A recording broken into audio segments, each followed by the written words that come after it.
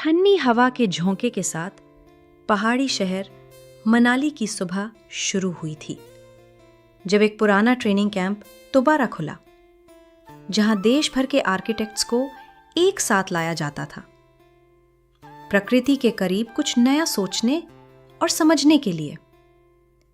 उन्हीं लोगों में एक था अधीर, दिल्ली का एक उभरता हुआ आर्किटेक्ट, जिसने जिंदगी में सब कुछ तर्क और तजुर्बे से देखा था, मगर दिल अब तक खाली था।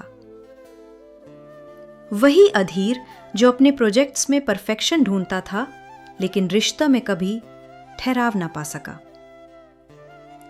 पहले दिन ही उसे वहां किसी के बारे में बताया गया। आर्या नाम की लड़की, जो पहले भी यहां आ चुकी है, पहाड़ों से ऐसी जुड़ी है जिसे आत्मा से जुड़ाव हो। अधीर ने पहले तो ध्यान नहीं दिया, लेकिन दूसरे दिन जब वो स्केचिंग टेबल के पास पहुंचा तो एक लड़की झील के किनारे बैठी हुई दिखी, बालों को खुले छोड़े, हाथ में पेंसिल और आंखें दूर कहीं खोई हुई। वो आर्या थी। अधीर ने उसे बस देखा और पल भर को कुछ महसूस किया, ऐसा कुछ जो उसे सालों में किसी के लिए महसूस नहीं हुआ था। अगले कुछ दिनों में दोनों की मुलाकातें होती रहीं, कभी ग्रुप डिस्कशन में, कभी वर्कशॉप्स में, और कभी यूं ही कॉफी की टेबल के पास। और अधीर को लगने लगा कि वो लड़की उसकी जिंदगी में किसी पुराने अधूरे अध्याय की तरह है, जिसे फिर से पढ़ने का मन हो। आर्या उससे बिल्कुल अलग थी। वो दिल से सोचती थी, हर चीज को महसूस करती थी, और अधीर जैसे तर्क से चलने वाले इंसान को पहली बार एहसास होने लगा कि जिंदगी सिर्फ प्लानिंग और परफेक्शन से नहीं चलती, उसमें थोड़ा पागलपन भी जरूरी होता है। एक शाम कैंप के बीच में बॉनफायर रखा गया। सब लोग गाने बजाने में व्यस्त थे और अधीर ने आर्या को अकेले झील के पास बैठे देखा।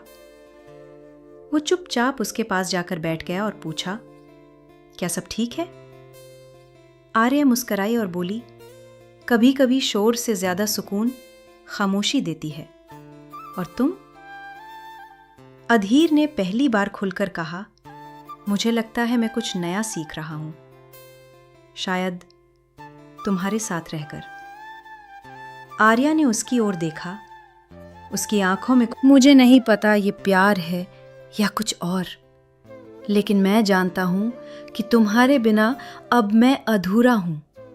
आर्या ने कुछ पल चुप रहकर उसकी तरफ देखा और कहा, मैं भी यही महसूस करती हूं, लेकिन डरती हूं अधीर, डरती हूं कि अगर सब फिर से टूट गया तो। अधीर ने उसका हाथ थामा और कहा, टूटना तब होता है जब हम कोशिश नहीं करते। मैं कोशिश करना चाहता हूं, हर दिन हर पल तुम्हारे साथ। आर्या ने उसकी आंखों में देखा और एक हल्की मुस्कान के साथ उसके कंधे से सिर टिकाया। वो जवाब शायद शब्दों में नहीं था, लेकिन अधीर समझ गया। कैंप खत्म हुआ, दोनों वापस अपनी अपनी जिंदगी में लौटे, लेकिन इस बार अलग नहीं थे। अधीर ने दिल्ली में आर्या के लिए एक छोटी सी आर्ट गैलरी खोली और आर्या ने अधीर की जिंदगी में वो रंग भरे जो उसके नक्शों में भी कभी नहीं थे। दोनों की जर्नी एक ऐसी कहानी बन गई जिसमें मोहब्बत सिर्फ कहानियों में नहीं, रोजमर्रा की जिंदगी में थी। सुबह की कॉफी में, अधीर के स्केच में, आर्या की पेंटिंग में, और उन खामोश पलों में जहां दो दिल एक दूसरे को महसूस करते थे। 1 साल बाद फिर वही मनाली का ट्रेनिंग कैंप शुरू हुआ, लेकिन इस बार अधीर और आर्या वहां ट्रेनर बनकर गए थे। झील के किनारे बैठे एक नए जोड़े को देखकर अधीर ने आर्या से कहा, शायद हमारी तरह इनकी भी कोई कहानी शुरू हो रही है।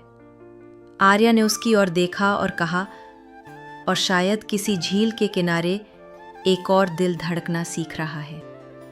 और फिर जैसे वक्त एक सर्कल पूरा करता है, उनकी कहानी फिर एक नई शुरुआत बन गई, पहाड़ों में, हवाओं में और उन यादों में